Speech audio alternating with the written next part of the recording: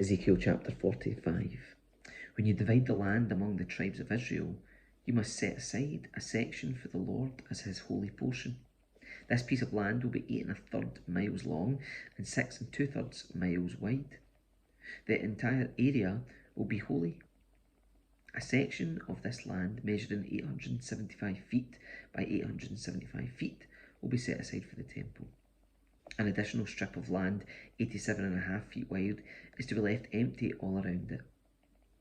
Within the larger sacred area, measure out a portion of land, 8 1/3 miles long and 3 1/3 miles wide. Within it, the sanctuary of the most holy place will be located. This area will be holy, set aside for the priests who minister to the Lord in the sanctuary. They will use it for their homes, and my temple will be located within it. The strip of sacred land next to it, also 8 1/3 miles long and 3 1/3 miles wide, will be a living area for the Levites who work at the temple. It will be their possession and a place for their towns. Adjacent to the larger sacred area will be a section of land 8 1/3 miles long and 1 2/3 miles wide. This will be set aside for a city where anyone in Israel can live. 2 special sections of land will be set apart for the prince. One section will share a border with the east side of the sacred lands and city, and the second section will share a border on the west side. Then the far eastern and western borders of the prince's lands will line up with the eastern and western boundaries of the tribal areas. These sections of land will be the prince's allotment. Then my princes will no longer oppress and rob my people. They will assign the rest of the land to the people, giving an allotment to each tribe. For this is what the Sovereign Lord says: Enough, you princes of Israel. Stop your violence and oppression and do what is just and right. Quit robbing and cheating my people out of their land.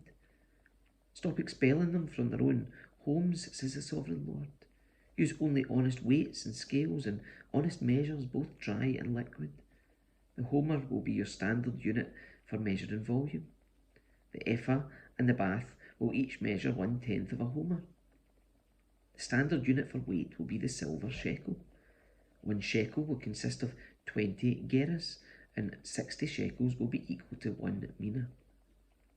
You must give this tax to the prince: 1 bushel of wheat or barley for every 60 you harvest, 1% of your olive oil, and 1 sheep or goat for every 200 in your flocks in Israel.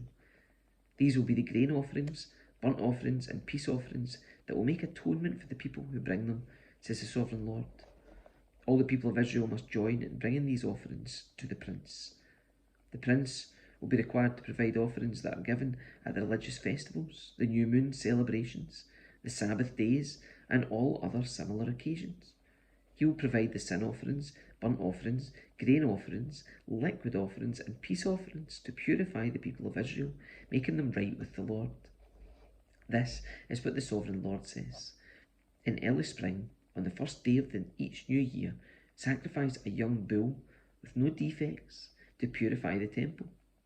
The priest will take blood from the sin offering and put it on the doorposts of the temple, the 4 corners of the upper ledge of the altar, and the gateposts at the entrance to the inner courtyards.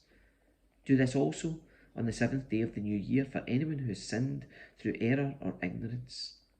In this way you will purify the temple. On the 14th day of the first month you must celebrate the Passover.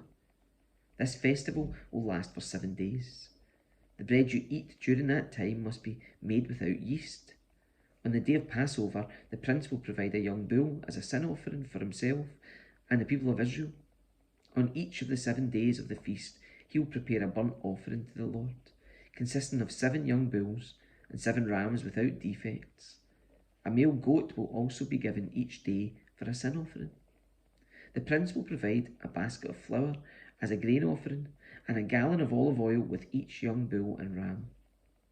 During the 7 days of the Festival of Shelters, which occurs every year in the autumn, the prince will provide these same sacrifices for the sin offering, the burnt offering, and the grain offering, along with the required olive oil.